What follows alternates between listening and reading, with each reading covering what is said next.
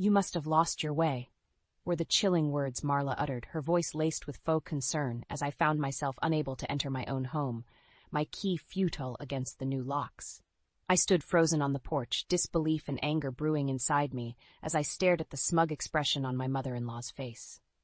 At 58, Marla still exuded an air of aristocracy and old money, draped in designer clothes and jewelry that sharply contrasted my casual, thrift store-inspired style. "What's going on, Marla?" I asked, struggling to keep my voice even. "Why can't I get into my house?" "Oh, sweetie, I think you're confused," Marla replied, her words dripping with condescension. "This is my son Elliot's house. Now why don't you run along home to your little apartment?" My hands curled into fists as I fought the urge to grab Marla and force my way inside. This was the house I had grown up in, and that my parents had left to me when they passed away last year. Elliot and I had spent the last 6 months renovating it, infusing each room with special touches that represented our shared vision for our future. This was my sanctuary, my pride and joy. And now Marla was trying to take it all away. "Don't play games with me," I said sharply. "You know very well this is my house. Now open the door and let me in." Marla sighed theatrically. "I'm afraid that's simply not possible. You see, Elliot signed the house over to me for safekeeping while he's away on business. We can't have undesirables barging in now, can we?" My blood boiled at her words. Elliot, my husband of 5 years, was currently on an extended work trip in Japan. He always fretted about me being alone, but I cherished my independence. Little did I know, he had made arrangements behind my back and given his manipulative mother total control in his absence. I took a deep breath, willing myself to remain calm. "Elliot would never sign over my house without talking to me first." "You're lying, Marla." "Am I?" she challenged, her brown eyes glinting. "Why don't you give my darling son a call and find out?" I wanted nothing more than to wipe that smug look off Marla's face. But I wouldn't give her the satisfaction of seeing me crumble. "Fine. I'll call Elliot and clear this whole thing up," I replied evenly. "But don't get too comfortable in my home. You won't be staying long." Marla merely chuckled and waved her fingers at me in farewell. As I walked down the front steps, I turned to see her disappear inside, closing the door firmly behind her. Rage and disbelief warred within me as I stood on the sidewalk, staring at the house I had poured my heart into. Marla had always resented my common upbringing, believing her precious architect son could do better than a freelance graphic designer. But I never imagined her snobbery and disdain would manifest in something so cruel. I scrolled through my contacts until I found Elliot's number. He answered on the 3rd ring, his cheerful voice like a balm to my soul. I quickly explained what had happened with Marla. A heavy silence followed, broken only by Elliot's deep sigh.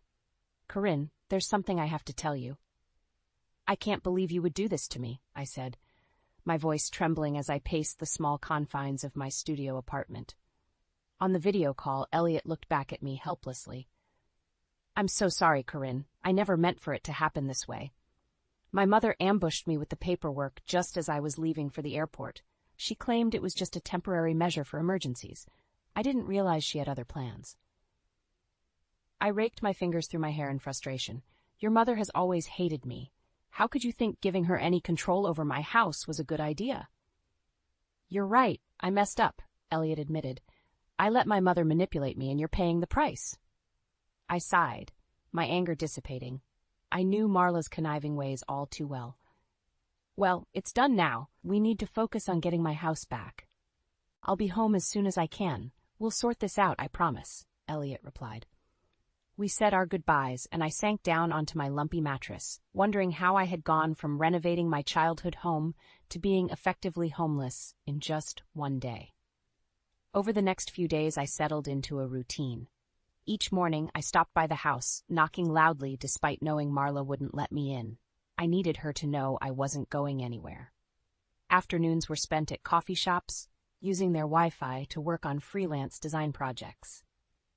Evenings were reserved for takeout food and strategizing my next moves with my friend Julia over the phone.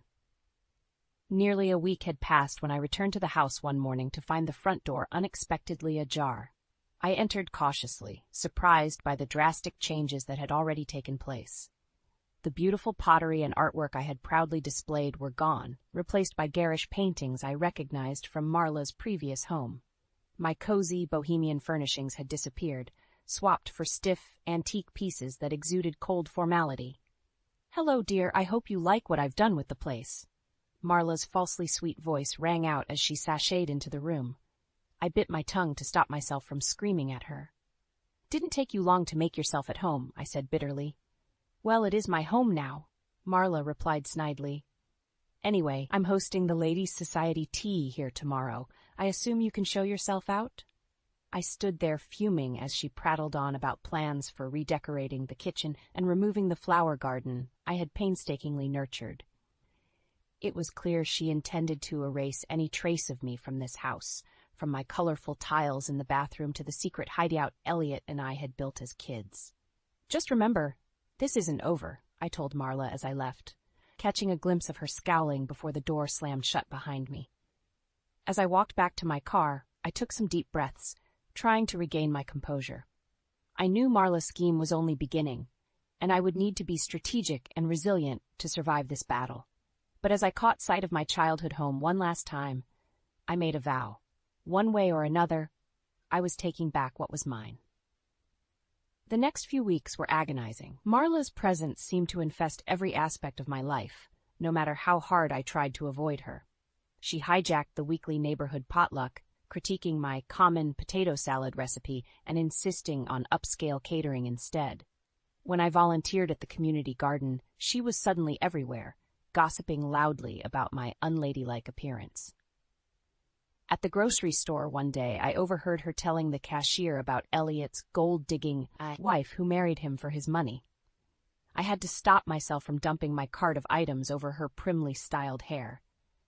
The final straw came when she crashed the annual fundraising gala for the youth art program I had helped launch. I was mingling with donors when Marla appeared, interrupting every conversation to shift focus towards herself. "You'll have to excuse my daughter-in-law's eccentric taste in fashion," she simpered to a businessman I was speaking with. "I do wish Elliot had chosen someone a bit more polished, but we make do." I clenched my fist tightly around my champagne glass to stop it from shaking. The past few weeks of Marla's nonstop attacks had pushed me to my breaking point. I wanted nothing more than to scream at her to stop ruining my life, but I knew that's exactly what she wanted, a public spectacle that made me look deranged.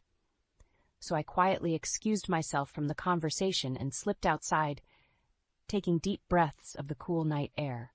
I tried Elliot's number again, but my call went straight to voicemail. With his long hours and remote job site, our communication had dwindled to quick check-ins and fuzzy video calls. I had never felt more alone. I steeled myself and went back inside, avoiding Marla for the rest of the evening. When I arrived home that night, I realized she had escalated her sabotage. A large moving truck was parked outside, and two burly men were hauling my furniture and belongings out the front door. "What are you doing?" I cried, rushing over. "Just doing a bit of redecorating, dear," Marla called out from the porch, smirking. "I donated your tacky old things to charity. Don't worry, the new items will be much more elegant." I helplessly watched years of my collected items disappear into the truck. The quilt my grandmother had stitched, the retro table Elliot had refurbished for my birthday, the overstuffed sofa covered in memories. Soon, nothing remained but empty rooms and the biting scent of fresh paint. Numbly, I entered my tiny apartment. Any remaining energy had been sapped, replaced by a cold sense of hopelessness. I had tried to fight back subtly against Marla, but at every turn she had outmaneuvered me. As I lay in bed that night, darkness clawing at the edges of my mind, a single thought emerged like a flicker of light. If I couldn't win by playing nice, it was time to get tough. Marla wanted a war? That's exactly what she would get. The next morning, I began to plan my counterattack. I sat staring in disbelief at the legal document in my hands, the words blurring together. Marla hadn't just manipulated her way into my home. She had actually made herself a co-owner through fraudulent means. According to the paperwork, she had produced a handwritten will, supposedly left by my late father, stating he wanted Marla to have joint custody of the house. But I knew without a doubt it was fake. My father had made me the sole beneficiary in his official will, leaving me the house and small inheritance. Marla had woven an elaborate scheme to steal everything. I sucked in a sharp breath, trying to calm the rage bubbling inside me. After speaking with my lawyer, I now understood the full extent of Marla's deceit. She had been planning this for a while, waiting for the perfect moment to strike, and I had played right into her hands by not having my own name added to the property records once I inherited it. Marla must have fabricated the will, bribed an official, and then coerced Elliot into signing over temporary rights in his absence. She knew I didn't have the proper legal documentation to fight back, or the money for a prolonged legal battle. I had spent the last few days camped out in my car near the house, only leaving to use the gym showers and pick up snacks. I was determined to confront Marla face to face about her duplicity. When her Cadillac finally pulled into the driveway, I leaped out of my car and rushed over before she could escape inside. "Well, look who it is," Marla sneered. "Come to beg for money, or just to admire my lovely new landscaping?" "Cut the act, Marla," I snapped. "I know what you did. You forged a will so you could steal my house." I waved the document in her face. Marla glanced at it casually, then met my gaze with an icy stare. "I have no idea what you're talking about, but clearly the stress has become too much for you." She spoke slowly, as if addressing a child throwing a tantrum. "Enough!" I shouted, finally losing my cool. "That will is fake, and you know it. My father would never have left you anything. You're a lying, manipulative thief." For a long moment we stood there, eyes locked, the truth hanging nakedly between us. Then Marla's lips curled into a sinister smile. "Sweet, naive girl. Even if what you're alleging is true, do you really think you can stop me? I hold all the power now. The law, money, status, it's all on my side." She leaned in close, her cultured voice dropping to a venomous hiss. "Face it, you don't belong here. Why don't you crawl back to the gutter where you came from?" I recoiled at her words, the pain cutting deeply. But the initial anguish quickly transformed into iron resolve. I had tried handling this legally and ethically, and it had failed.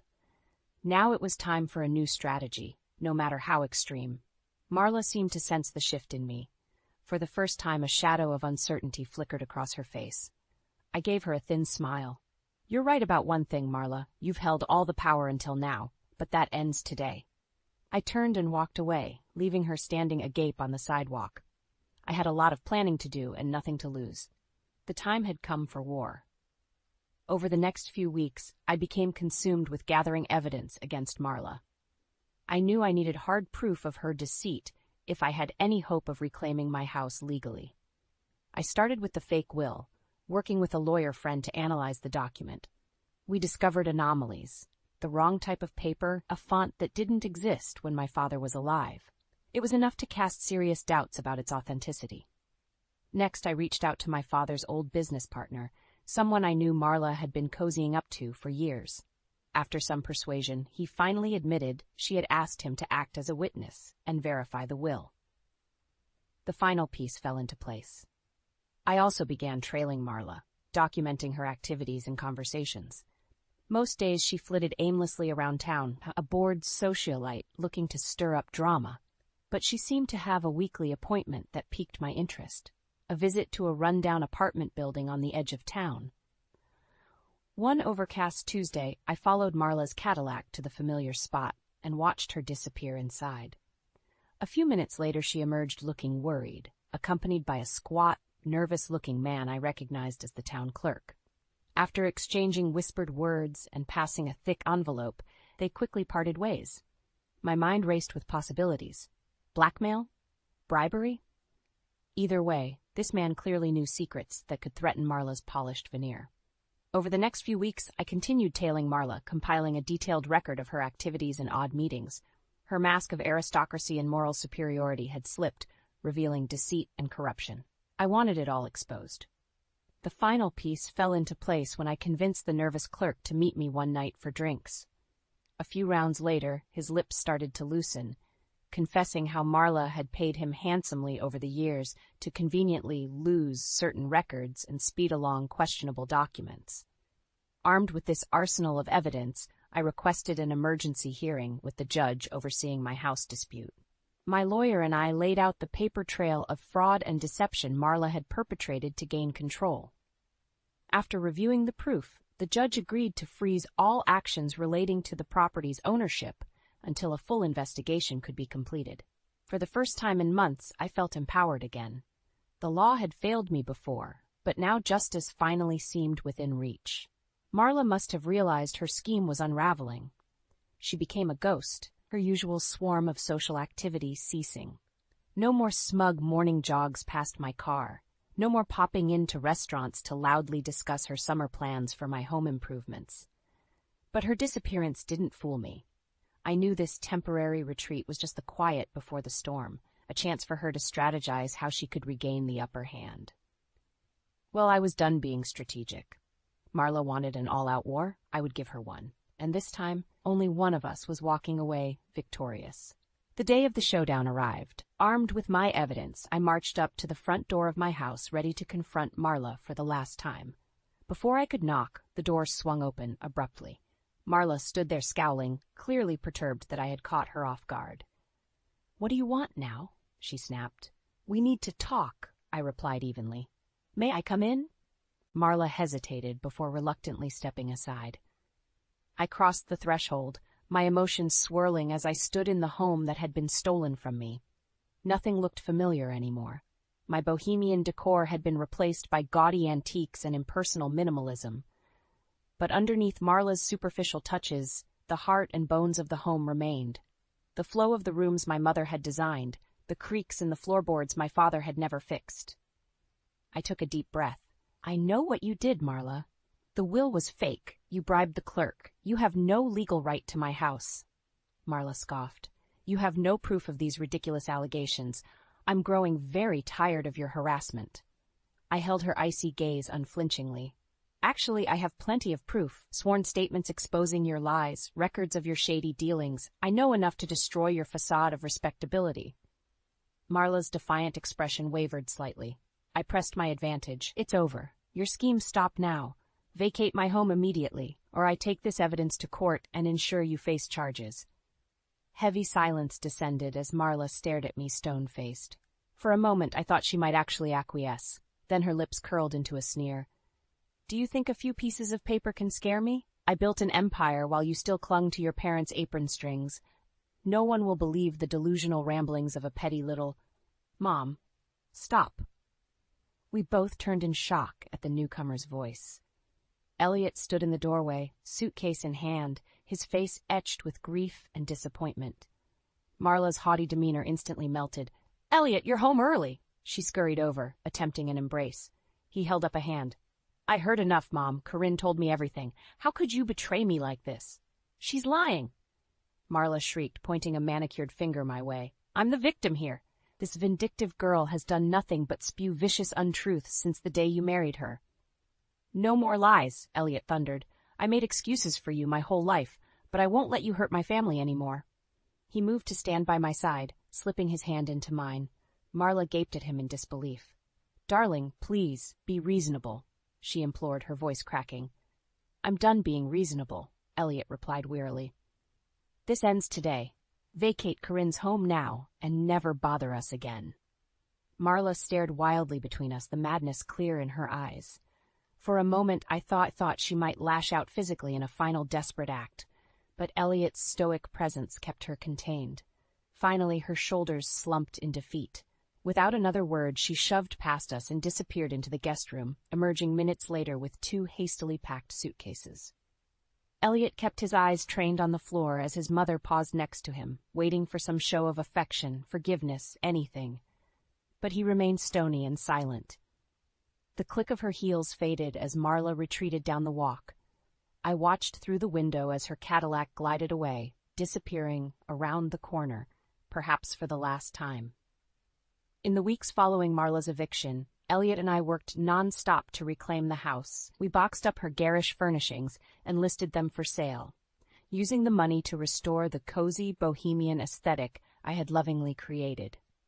Elliot immersed himself in repairing the structural damage Marla had wreaked, while I scrubbed away every trace of her, wanting to cleanse the home of her poisonous presence. We received regular vitriolic calls and texts from Marla, who was now living in a budget motel on the edge of town. Her life of leisure had been permanently disrupted. With her web of lies exposed, old social contacts had abandoned her. Even the lawyers she approached refused to represent someone with her reputation. She was well and truly friendless for the first time in her privileged life. I almost felt pity seeing how far the once untouchable socialite had fallen. But the sting of her cruelty and deception still burned too freshly. "Maybe we should change the locks and security codes, just in case," I suggested to Elliot one evening, after an especially nasty series of messages from Marla blaming us for her downfall. Elliot nodded warily. "Yeah, it's probably not a bad idea. She's clearly becoming more unhinged." We were sipping coffee the next morning when we heard the pounding at the front door. I jumped nervously, but Elliot gave my hand a reassuring squeeze as we made our way to the foyer. I peered through the side window and groaned. Marla stood on the porch. Mascara streaked down her cheeks, clutching a bulging folder of papers. Her fist pummeled the door relentlessly. I swung it open, noting Marla swayed slightly in her impractical stiletto heels. "What do you want, Marla?" Elliot asked with forced patience. "I want back what's owed to me," Marla shrieked. "This is my home, too. I have a legal right." She shook the folder violently at us.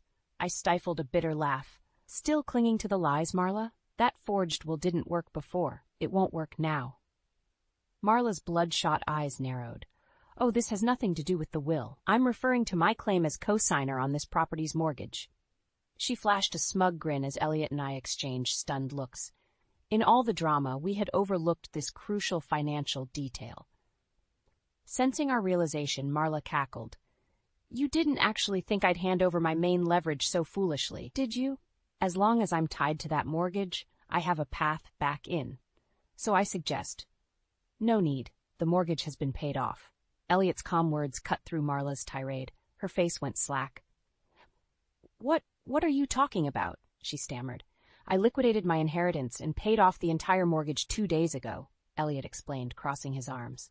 "You have no claim here anymore." Marla stared at him in disbelief as the folder of papers slipped from her grasp, scattering across the porch. "It's over, Mother," Elliot stated firmly. "Now please leave before I have to call the police." For once, Marla had no venomous retort, no more schemes to wield.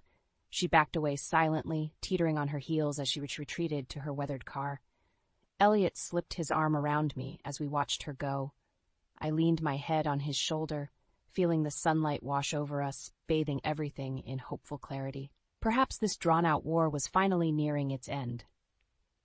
And emerging from the rubble, Elliot and I had somehow found each other again. The weeks after Marla's final defeat passed in a blur.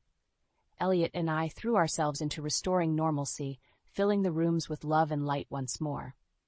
We unpacked my eccentric art and vintage finds from storage, arranging them alongside Elliot's architectural drawings and photography. The house slowly began to feel like ours again. Workers helped repair the structural damage and cosmetic sabotage Marla had caused in her zealous renovations.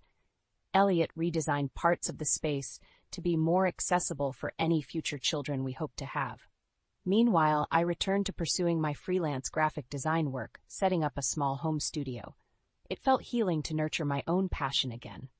Within a few months, I had built up a robust client list and transitioned my work into a thriving online business. Elliot and I also focused on strengthening the bonds Marla had strained, hosting potlucks with generous neighbors who forgave my absence, having long talks with friends to clear up her malicious gossip. To our relief, we received word that Marla planned to move to another state permanently, wanting a fresh start far removed from her ruined reputation here. We changed the locks one final time, just in case. On a sunny Saturday afternoon, we finally declared the house restored. To celebrate, we hosted an elaborate backyard barbecue. Twinkling lights were strung across the trees, music filled the air, and laughter carried on the breeze. It was a new beginning for everyone. Amongst the festivities, Elliot surprised me by dropping to one knee, presenting me with his late grandmother's ring set in a new band. "I know we've been through so much hardship already as a married couple," he began emotionally, "but I wanted to give you this as a symbol of a fresh start. So will you renew our vows with me?" Through joyful tears, I said yes, embracing my husband tightly. The people around us broke into cheers and applause. It felt like all the brokenness was truly behind us. On a cool evening a few weeks later, we held an intimate lakeside ceremony as the sun set brilliantly behind the trees. Surrounded by close friends and neighbors, we recommitted ourselves to each other after all we had endured. The struggles of the past year had tested us in every way possible, but ultimately the shared trauma had reforged an unbreakable bond between Elliot and I. Later that night, I rested my head contentedly on my husband's chest as we swayed together under the fairy lights twinkling on our back patio. "No matter what she tried, your mother could never destroy this," Elliot said softly, pulling me closer. I smiled up at him. Our love was always stronger than her hate. He leaned down and kissed me tenderly, the adoration in his eyes washing away any remaining shadows of the past. As we turned slowly on the dance floor, the glow from our home enveloped us in warmth. The house was no longer just brick and wood. It now embodied our resilience. With Elliot's hand firmly grasping mine, I knew I had the strength to withstand anything life threw our way next. Marla's bitterness had forged us into warriors, and together we had emerged victorious.